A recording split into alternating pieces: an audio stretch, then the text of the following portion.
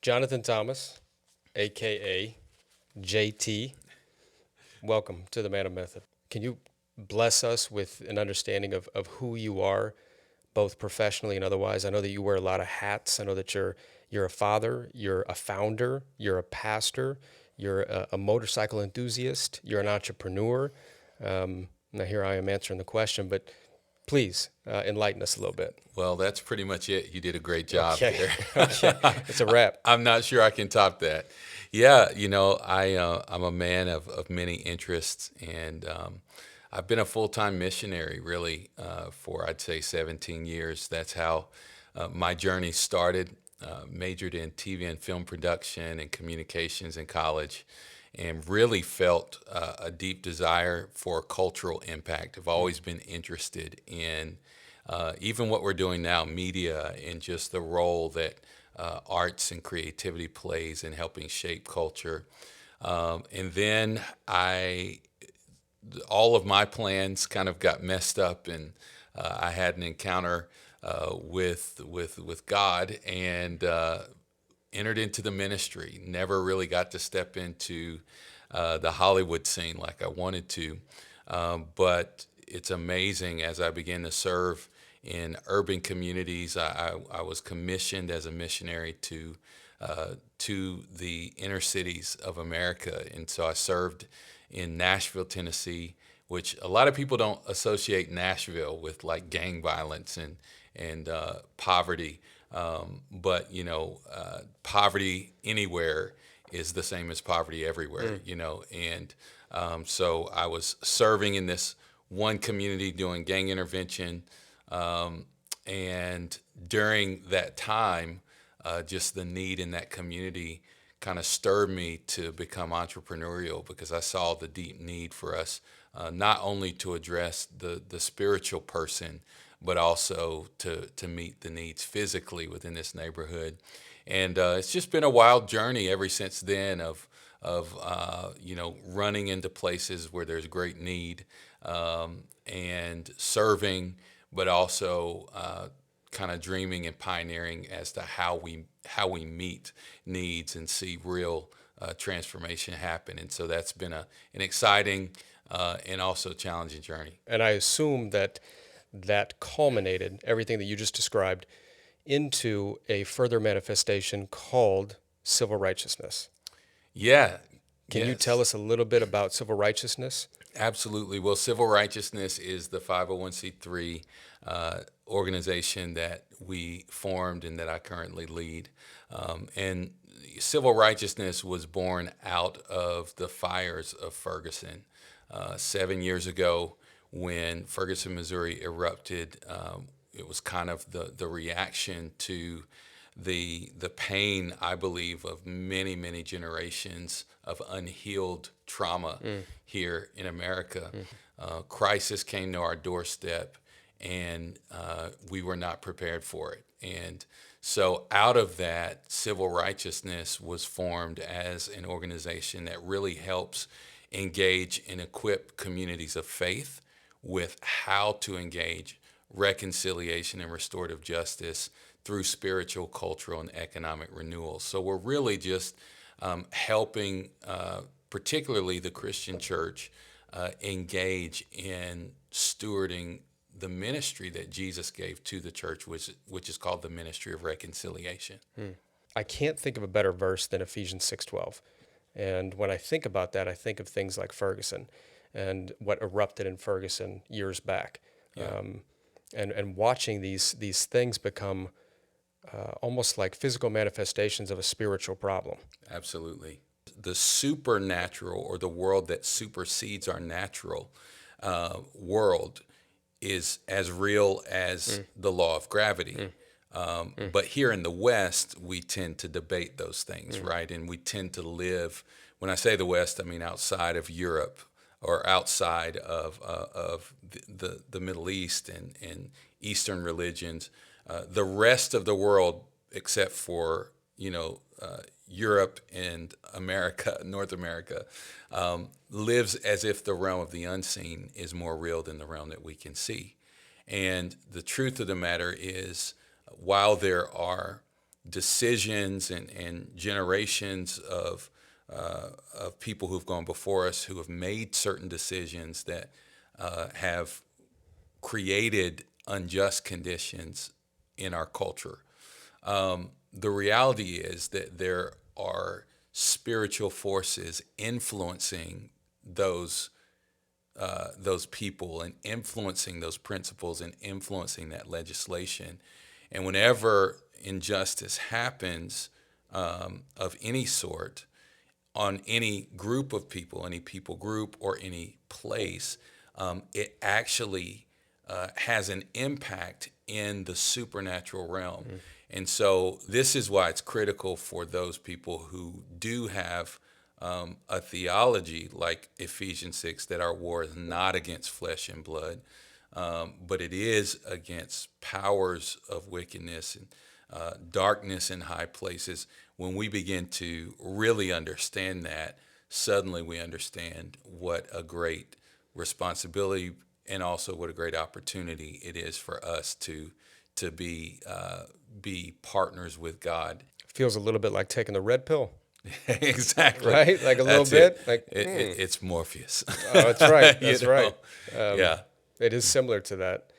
So, how to further tease that out? If it's not about changing laws, what is it about? How does change really? How is change provoked? Yeah. Yeah.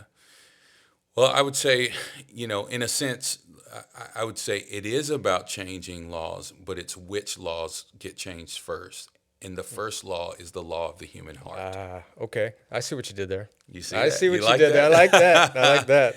So there is a law of sin that we're born into. We're born into this bondage.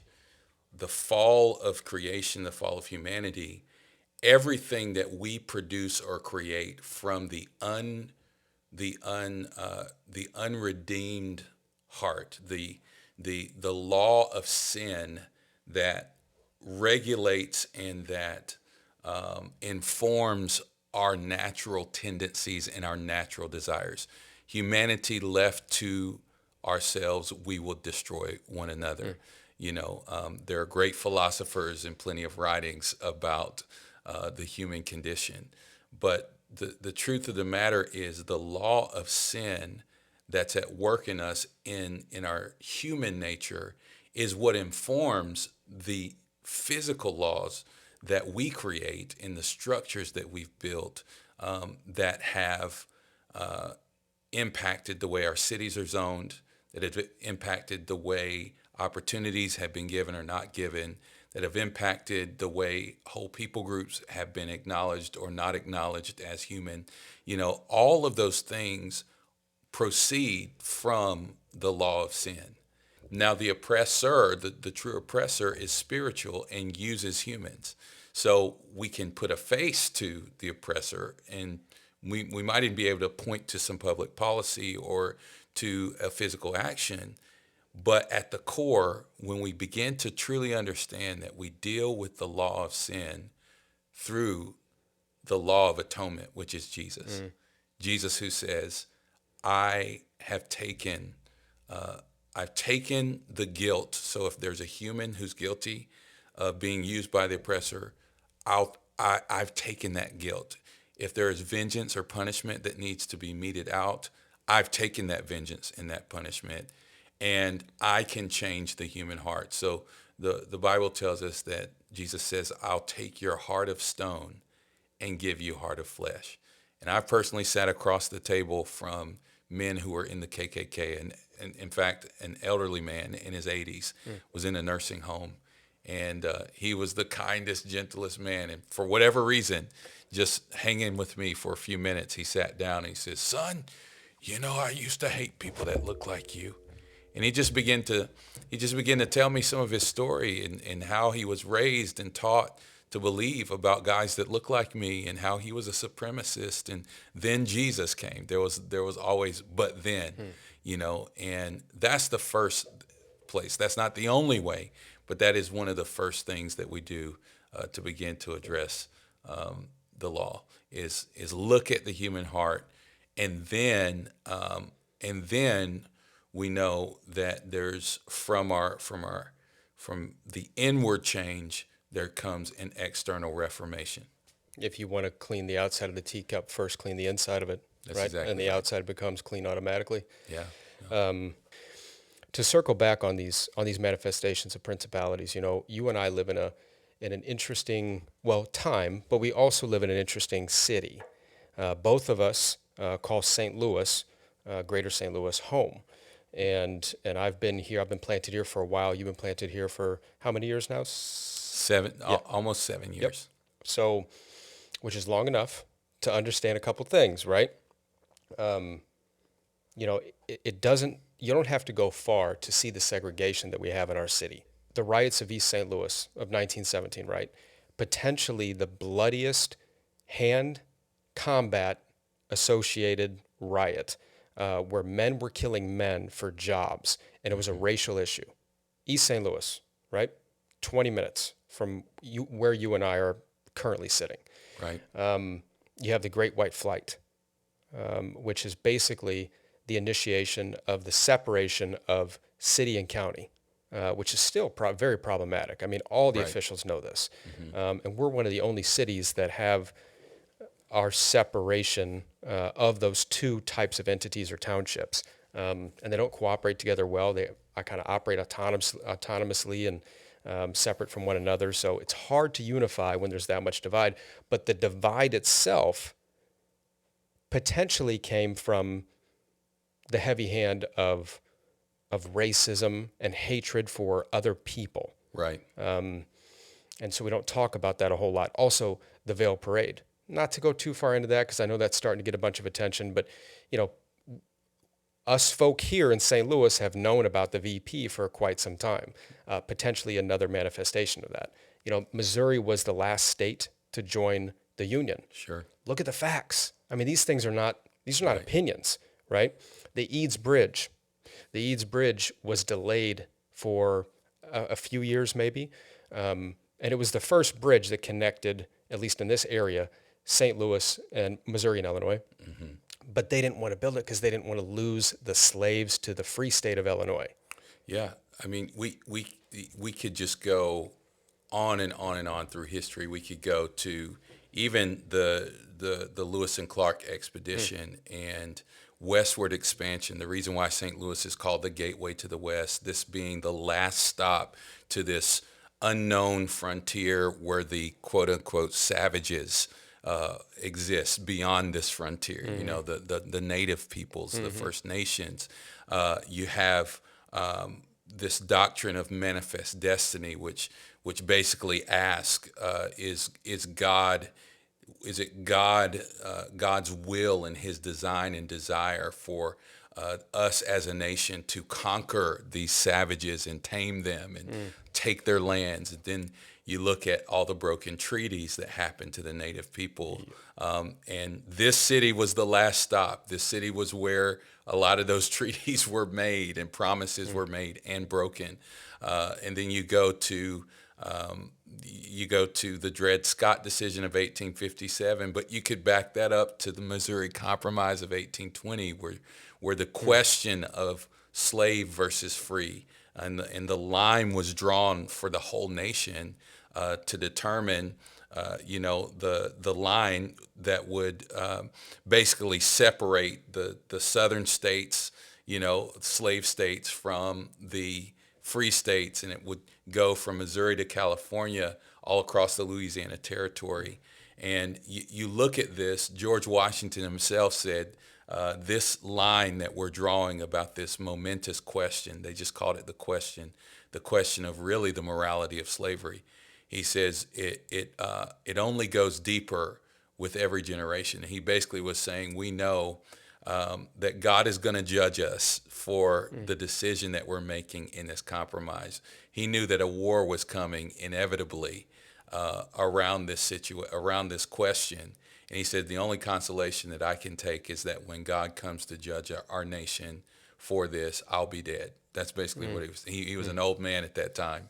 And he says, the only consolation, he says, with every line we draw, essentially, this is paraphrasing, but he says, with every line we draw around these issues, the issue of slavery, he goes, it's only digging a trench deeper in the hearts of our nation, and eventually a day of reckoning is coming. And he prophetically, in a sense, said that. And of course, that day came 40 years later in the Civil War, and then we're still entering into days of reckoning, which I think is what brings us, into this conversation. Is we're even over 150 years after the Civil War, we're still trying to reconcile these issues. And strategically, the state of Missouri, and specifically the city of St. Louis, is a microcosm of the macro issues in our nation. If you're familiar with the lay of the land, when you drive across Skinker and you enter into St. Louis City, you feel a certain way. Yeah. It's different. It changes. Yeah. I mean, I'm from the city. I've lived in the city. I'm not there currently. But I'm telling you, you lived around it, you can understand that these principalities are real, and that what we are dealing with is far superior than flesh and blood. The flesh and blood recycles itself, right? The principalities does not. They stay the same. That's exactly right. And if you don't deal with them, then you deal with the fruit of what they are the root of. That's correct. Over and over and over, generationally. That's correct. Yeah. You and I are working on a couple different projects that are more economic driven, and that's kind of my heart posture. It's Sure. like, yes, it's about the broken home. It's about good education or lack thereof. It's about health and diet and mental health and all these things. All those things are super relevant. My, I guess, knowing comes with entrepreneurship, enterprise, business ownership, et cetera, and seeing more of the broken communities get kind of plant those mustard seeds and watch and water those things and see those things grow within their own communities. And that's where I think a lot of this reconciliation will happen.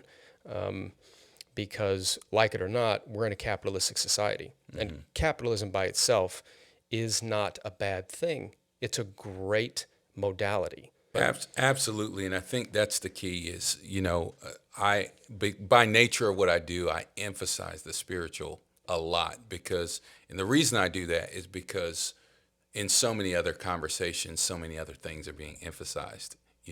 Right. But when we frame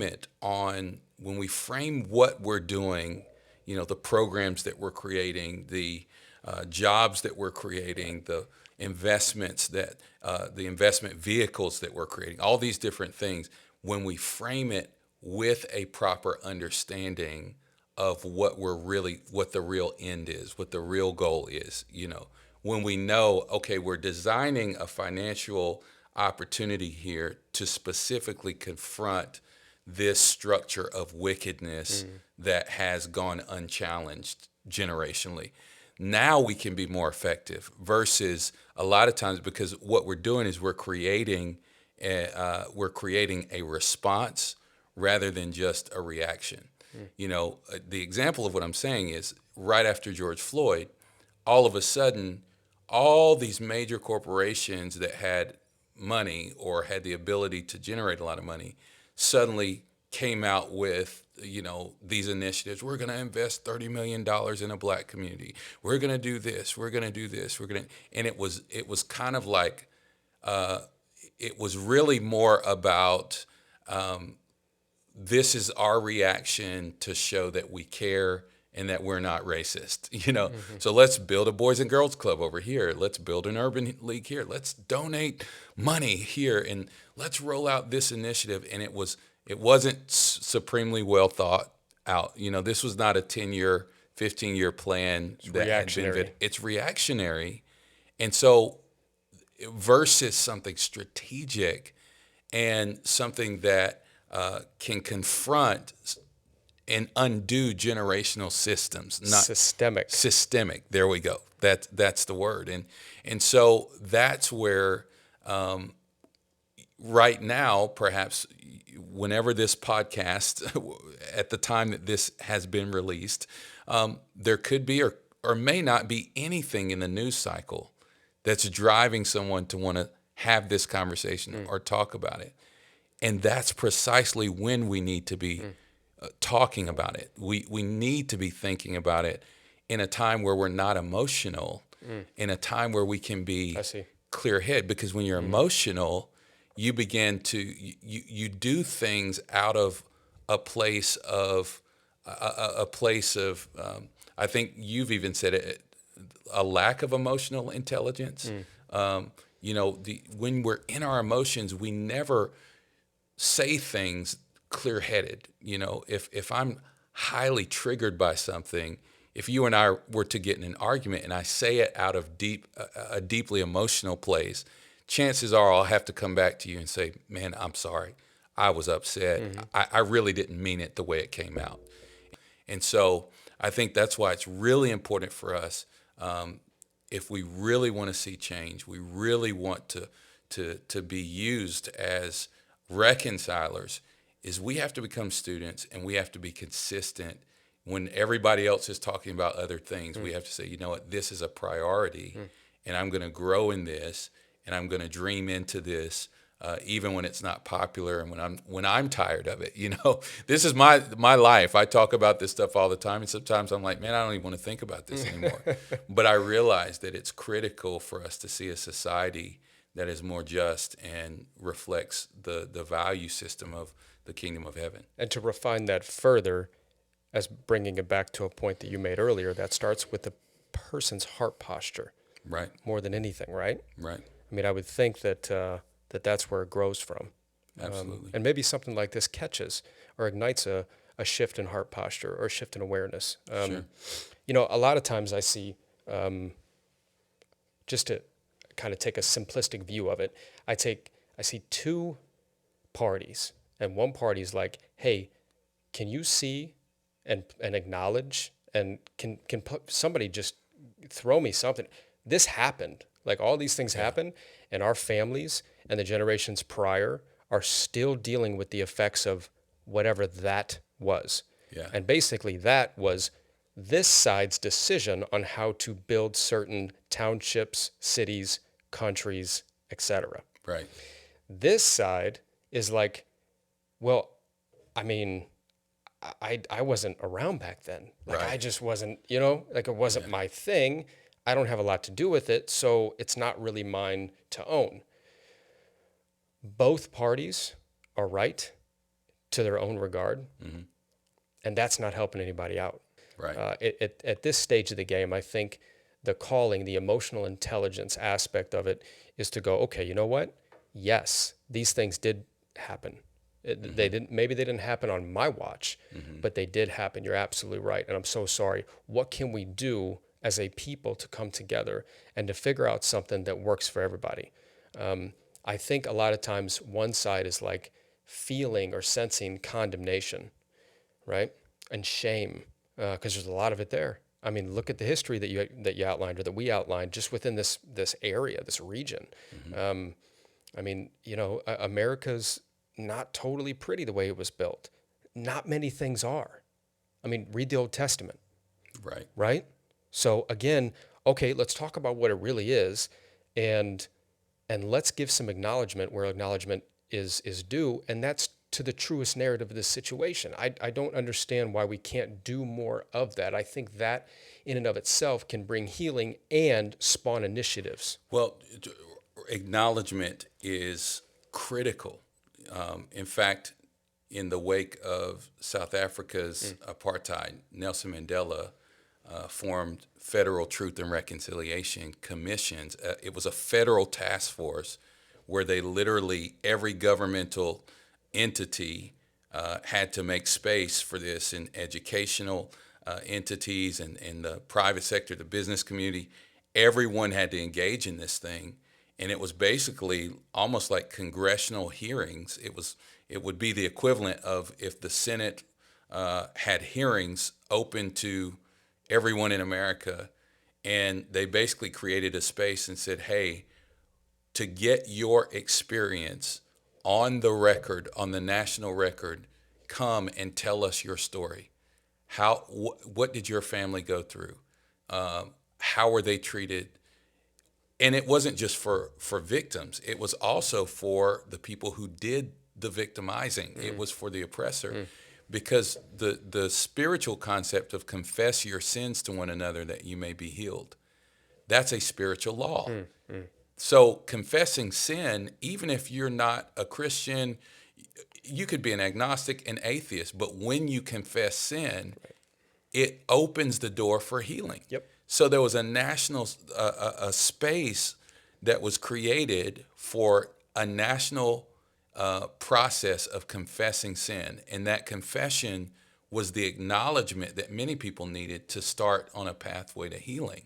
The government's opening of that safe space to do that was in and of itself an act that was helping facilitate some healing. Now, the Truth and Reconciliation Commissions in South Africa were not perfect and did not solve all the problems, but it was a step. And almost every nation that's had major either genocide or ethnic and tribal conflicts have considered and implemented some form of this, except America, which is very interesting. And so here we are, 200 years after slavery, almost 200 years after slavery, and yet we're still dealing with the wounds of it. We're still dealing with the pain. So having said all that, what's the Man Up method about this whole situation, about this conversation? The realist elements of what we're talking about and discussing, and how it plays out in our everyday life. Is it having more discussions like this, being willing to have more discussions like this from a responsible and a response type of dynamic versus a reactionary? I mean, do we need more riots? You know what I mean? Do more things need to happen before we have deeper levels of conversation? Is it inviting those who usually wouldn't be welcome to our dinner table? Is it the economic initiative stuff? Is it? I mean, I'm sure it's a big yes. But moving forward, how do we man up on this topic? I think we man up by, first of all, showing up. Show up. Show up to the conversation. Don't check out. Be willing to get uncomfortable. Be willing to get even offended, but then stay at the table. Just don't leave. Don't leave. Don't leave. Don't leave. Right. Like if I am a black man. I was going to say, if I'm a black man, I am a black man. All right. So as a black man, and you being a white man, examine the relationships in your life. Does everyone around you think exactly like you and view life exactly like you? If they do, that's probably a problem. If you're informing your opinions about black people or white people or Asian people or Latino, immigrants, whatever that passionate issue is, and you're not in proximity to those people, man up and get in proximity. Allow yourself to be challenged. Maybe you're around them and all your stereotypes about them are actually reinforced. Okay, there's nothing I can do about that. But maybe you go in and say, you know what, I want to grow in this area, and I'm going to grow by going. I'm going to grow by going into this area and choosing to form relationships. And I'm not just saying, hey, maybe you're a person of certain means, and you're saying, okay, I'm going to go serve in this community and write a big check to, an urban school. I'm sure the money will help, but what's going to be greater is when 20 years from now, you're still in relationship, like at a deep level, covenantal friendships. What's even better is when you're kids and then their kids. Yeah. We want to see something generational happen here. And so let's man up by showing up first, and to keep showing up. Show up, keep showing up, and stay there. And say, you know what, this is like a marriage. It's like, hey, I'm committing. I'm signing up for the good, the bad, and the ugly, and there's nothing you can do to push me away. Like we're going for this thing. until we die. That's the way forward. And I think that when you show up,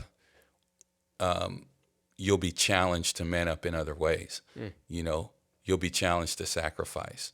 You'll be challenged to serve in a way that's costly.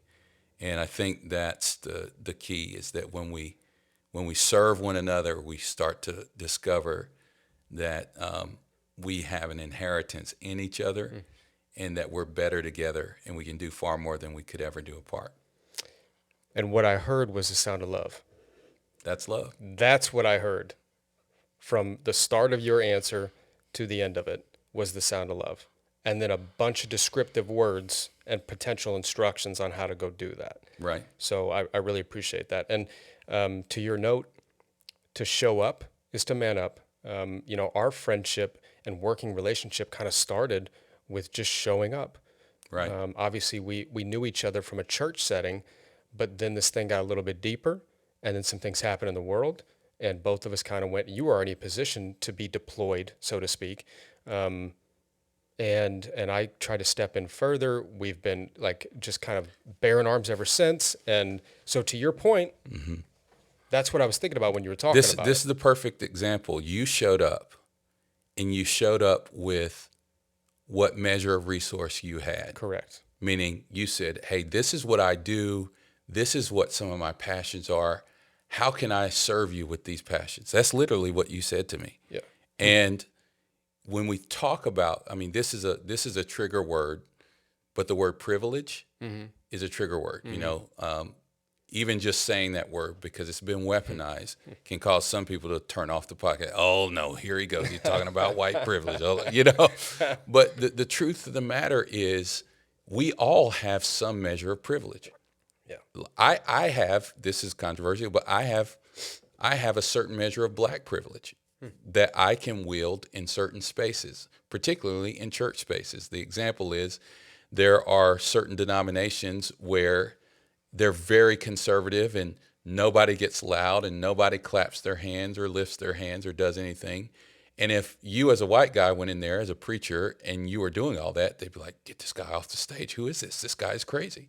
But I can go directly into that exact same space, and because there's a certain expectation, oh, well, black people worship differently than us. They're louder. They're more expressive. I could go in there and do whatever I want, and everybody will stand up and give me a standing ovation. So it's just understanding, oh, wow, I can wield a certain level of influence in a certain space because I have certain privileges that others do not possess. If we understand that, and then we go, you know what? I'm going to utilize what measure of privilege I have to serve someone else into their destiny, that will change everything. And that's right. What you did. You showed up and said, hey, how can I serve? What can I do? And you keep showing up. In fact, you've pursued me probably more than I've pursued you in terms of us beginning to do some things together. And now I'm in your world. I came to your office, and I've seen some of the things that you do, and we're showing up in each other's lives. And naturally, what's coming out of that is something powerful and transformative. And so I thank you for that. And I hope that people listening to this podcast will be inspired by the fact that these are not just good ideas, but this is something we're walking out in practice.